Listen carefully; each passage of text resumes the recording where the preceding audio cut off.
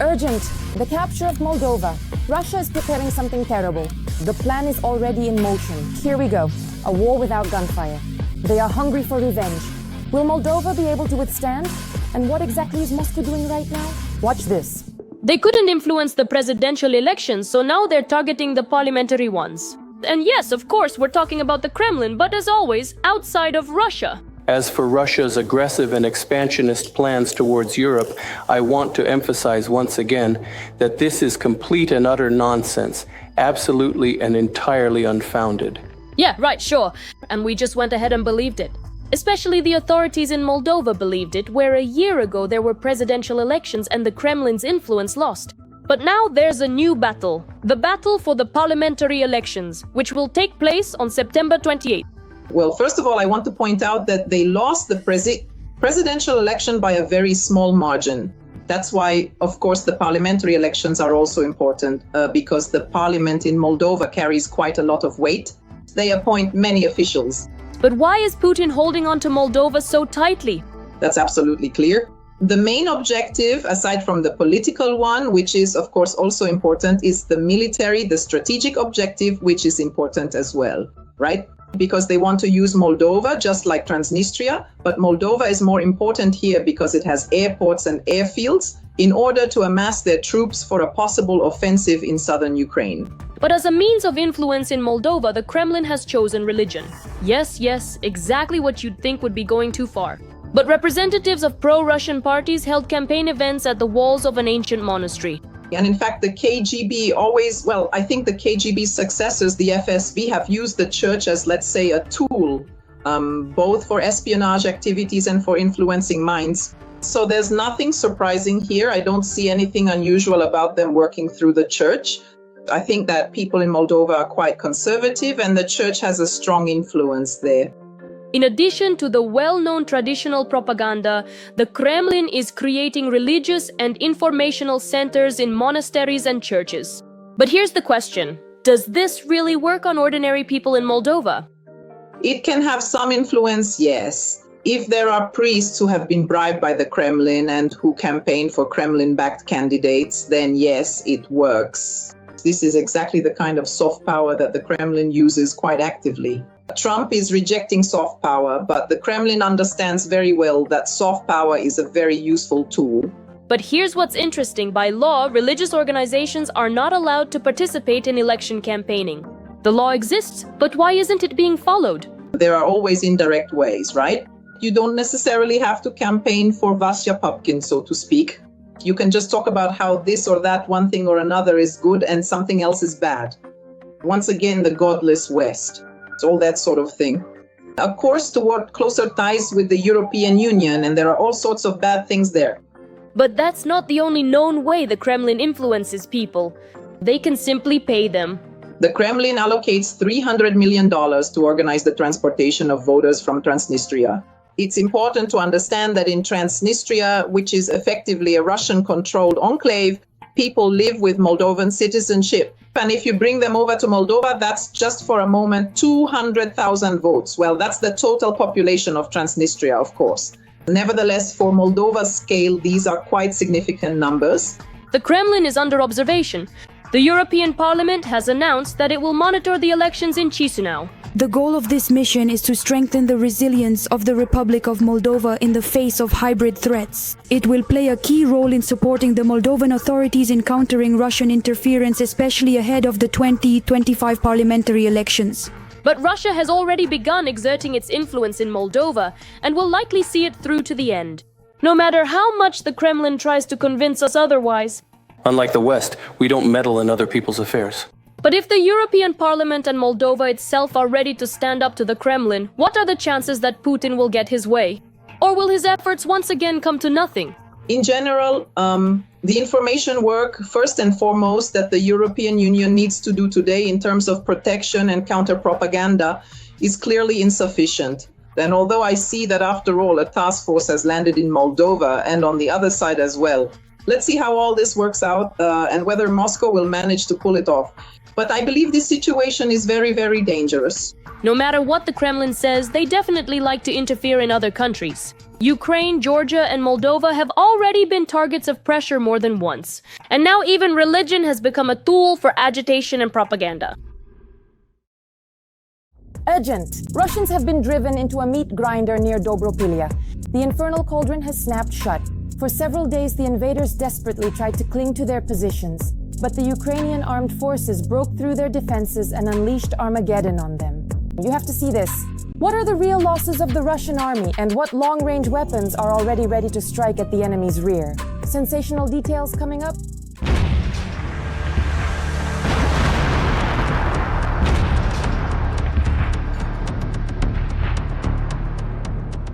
The Russian army has been encircled in the Donetsk region. The Ukrainian armed forces continue to regain control over new settlements, while Russian generals have been caught lying. Experts have analyzed the maps that the Russian general staff used to report on the successes of their summer offensive. We've gathered the latest news for you. What is happening on the front today? Dobropillia in the Donetsk region, a point that just a week ago was a cause for concern for our command, is today a section of the front that the Ukrainian armed forces can be proud of. The salient that Russia had created in our defensive line has been cut off, the military reports, and the entire group of occupiers is now encircled.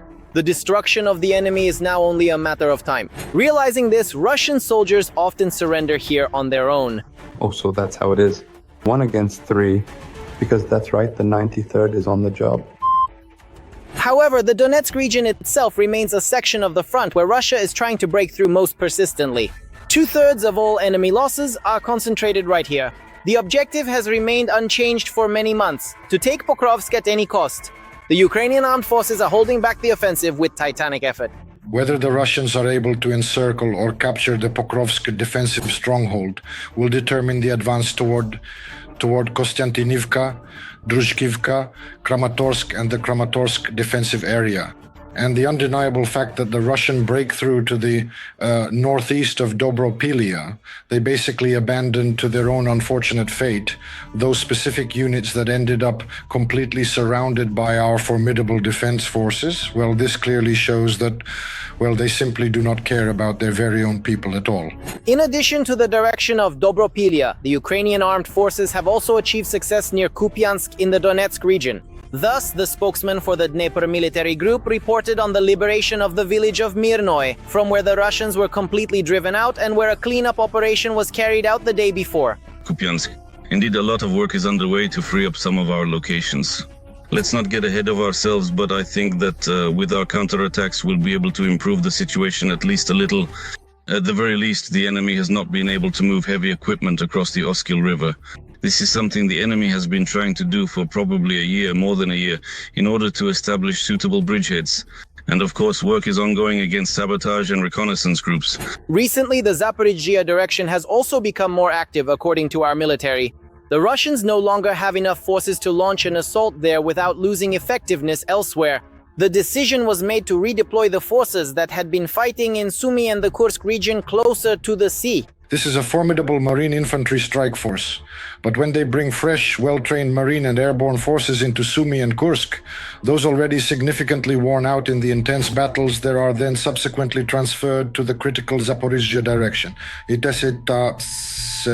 Yes, these are indeed some of the most thoroughly prepared forces for significant offensive military operations, but to a very large extent, these are now considerably depleted units and formations.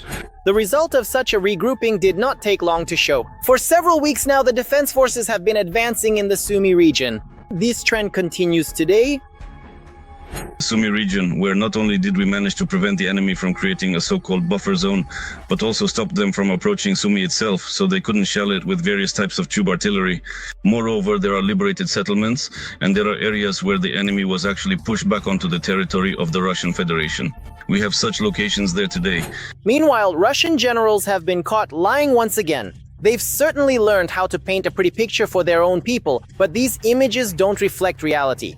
In particular, this deception was noticed during a briefing by the chief of the Russian General Staff, Gerasimov.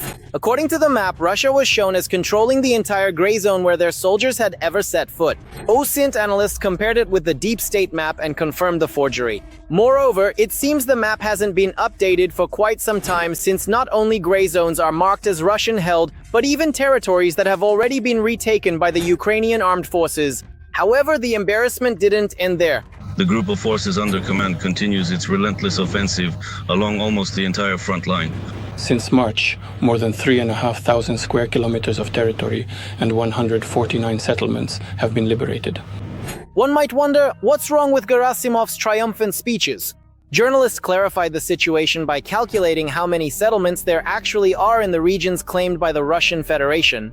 Now just compare 149 to 8,640, all right? Let's even subtract those settlements that are already under the control of the Russian Federation's army. Still, we are talking not about just one or even two or perhaps three or indeed even 4,000 individual settlements. In half a year, 149 settlements have come under the control of the Russian Federation's army. As a result, all Western and Ukrainian analysts agree on one thing. Not only did the Russian summer offensive fail, but considering the ratio of losses to results for the Russian Federation, it became the most disastrous military operation for Putin's army in its entire history. Urgent. Putin has lost his mind. Zelensky to Moscow. Shocking details of the conversation with Xi. No one expected this. Kadyrov has been exposed. And Trump is preparing for something incredible. Could new negotiations really be happening soon? All the most important updates on recent world events. Watch now. A meeting between Putin and Zelensky in Moscow? Well, only in the dreams of the Kremlin dictator. And even while in China, Putin doesn't forget about Ukraine. How sweet! And there he spouts another batch of nonsense.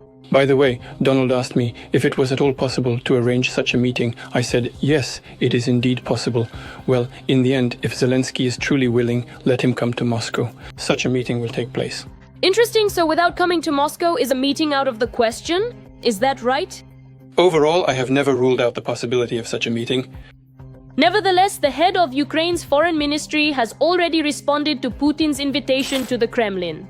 Currently, at least 7 countries are ready to host a meeting between the leaders of Ukraine and Russia to put an end to the war. These are Austria, the Vatican, Switzerland, Turkey, and 3 Gulf states. These are serious offers and President Zelensky is ready for such a meeting at any moment. However, Putin continues to play games with everyone, making deliberately unacceptable proposals. Only increased pressure can finally force Russia to take the peace process seriously. Of course, what kind of constructive conversation can we talk about if Putin says he's waiting for an acceptable option to end the conflict? Otherwise, he won't stop.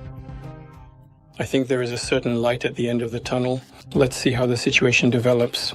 If not, then we will inevitably have to solve all of the pressing tasks before us by purely military means. And of course, we can't go without Putin's usual statements. Russia has always been against Ukraine joining NATO. The Kremlin also insists that it is not fighting for territory, but for the rights of people living in those territories. And of course, Ukraine needs elections. Or no, a referendum. So, what do the current authorities need to do if they want to be legitimate and fully participate in the settlement process? Well, yes, they need to hold elections. Not elections, sorry. First and foremost, they need to hold a referendum in accordance with the Constitution of Ukraine. Any questions regarding territories, any at all, can only be resolved through a referendum. Putin is hoping for immortality. Isn't that a bit much? During a conversation in China, Xi told Putin about the chances of extending life to 150 years, something the Kremlin dictator so devoutly believes in.